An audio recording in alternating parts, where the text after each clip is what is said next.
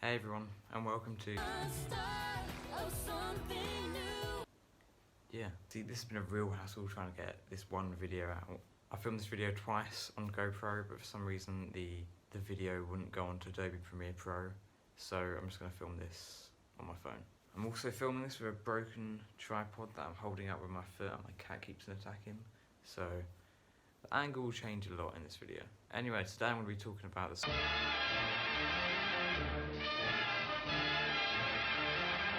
This is a film by Alexander McKendrick, a director I greatly admire. He's the mastermind from the film you may know called The Lady Killers, which is a classic and brilliant Ealing comedy. A script from William Rose, who did Guess Who's Coming to Dinner, and A Mad Mad World. I've only ever seen the director's British films, British Ealing comedies like The Man in the White Suit or Whiskey Galore. So it's interesting to see his first American picture, and in terms of ratings, his most successful one.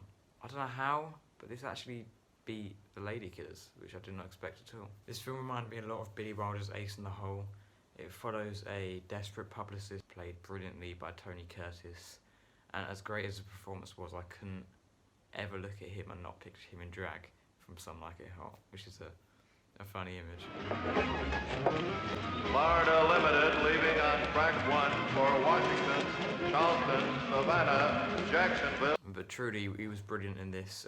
A really morally questionable protagonist. You've always had in films, for example, mafia films, protagonists that are morally awful, but you root for and you want to succeed and laugh at their jokes. And although this guy does have a similar charm, it's a real slimy charm. Even when he's being really quick-witted and likeable, you still question whether you should feel like that, because all of it is rooted out of this sad desperation that is really well manipulated by J.J. Hunsucker. J.J. Hunsucker is played by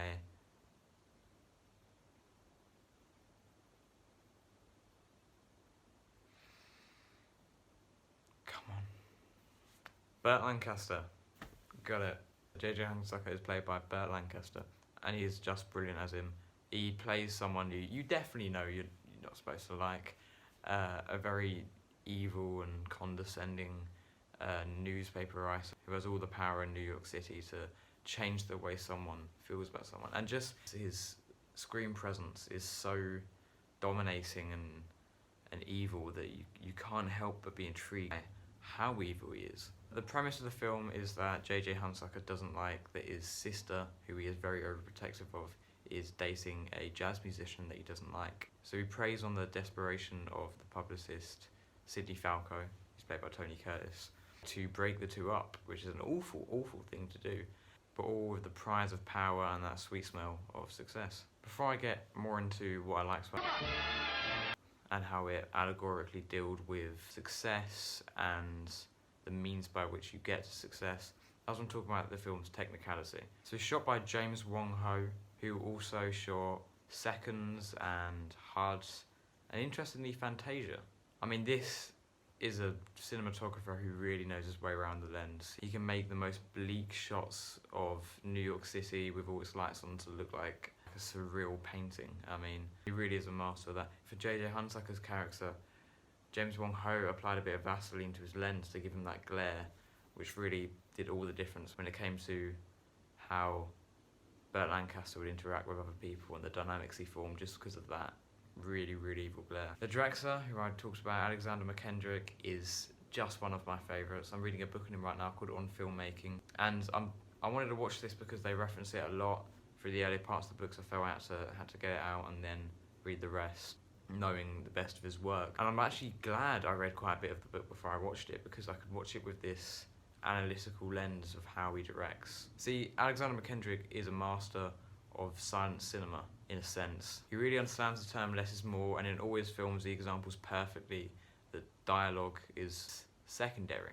He gave this example in his book that if you're making a film where an armada's coming at them and at this moment they're oblivious to the armada, then they see them, you could have gone, oh look, there's the armada, and then it cuts to them, but really that should be lost in the edit and it should just be turning and looking, because everything can be expressed more interestingly visually, and I think this comes across so perfectly here. Not to say this film doesn't have a watertight script. I mean, all the dialogue is brilliant. And not in a cheesy Tom Atkins kind of way that will get on your nerves. I got good news and bad news, girls. The good news is your dates are here. What's the bad news? They're dead. It's a very distinct form of dialogue. It's not that constant cutback, Billy Wilder kind of writing where someone's always got to come back to something they say. It's more, they'll always find a cooler way or a cooler metaphor to express what they're going to do. I think the best example in this film of Alexander McKendrick's directing is when you first see Burt Lancaster and Tony Curtis interact.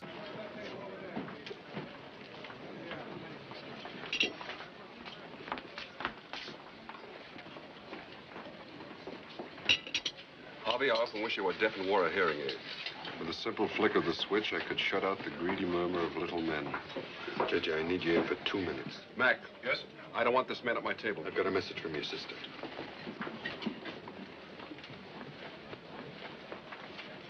Forgive me, Harvey. We were interrupted. The Supreme Court story I was telling you, Justice Black.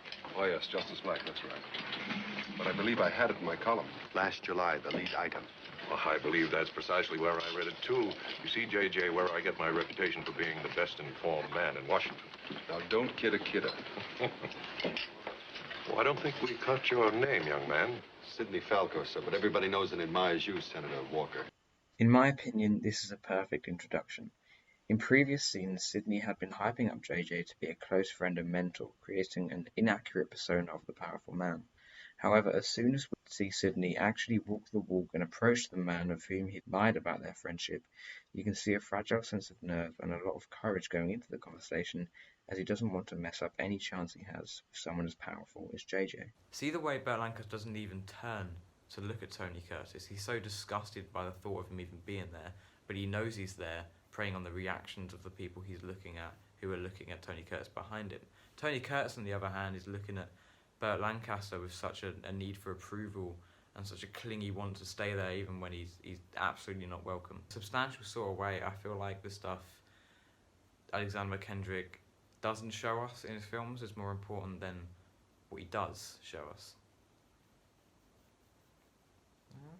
He doesn't underestimate the intelligence of the audience and knows that they will clock onto everything and doesn't need a big piece of exposition or narration for us to clock onto that. For any upcoming filmmakers, I would recommend diving into his films.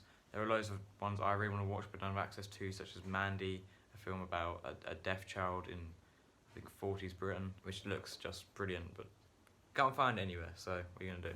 Anyway, back onto the plot. I think the ending of this film was very interesting because it's up to us whether it was a happy or unhappy ending. The way I saw it, it was a happy ending because the one character you're genuinely rooting for, which is the sister, finally takes action and for that gets rewarded. In this film, just because Tony Curtis's character shows a little bit of humanity throughout, doesn't justify his actions to get to the success that he really wants. Although he does show the audience that he does care a little bit, it is massively outweighed by the sins he commits on the way, which I think is a very more mature way of looking at it and a very more realistic one, as well as a more interesting and important moral to the story, rather than you can do as many awful things as you want, but as long as you're a good person down deep, then you will get rewarded. No, see, he gets punished for what he does, and the more success he gets, the more of a price he pays for that success. You know, watching it, there wasn't a single moment where I wanted to look at my phone at all. I was glued to the screen.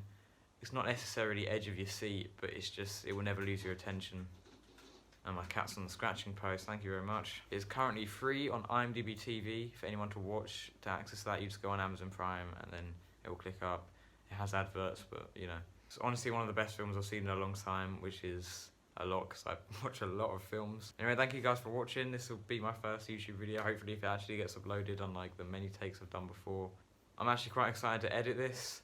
I don't know how good I will be at it. Maybe there'll be special effects everywhere. You know, whoa! Look at, whoa! Oh, it's that dinosaur. Whoa! See around me? All that special effects. Probably not going to be there, but this won't be like a BFI film of the week thing, although I would love it to be. I doubt I'll ever be that consistent. This will just be the film of the... whenever I bloody well feel like making a film of the week. Enjoy! I'll see you guys next time.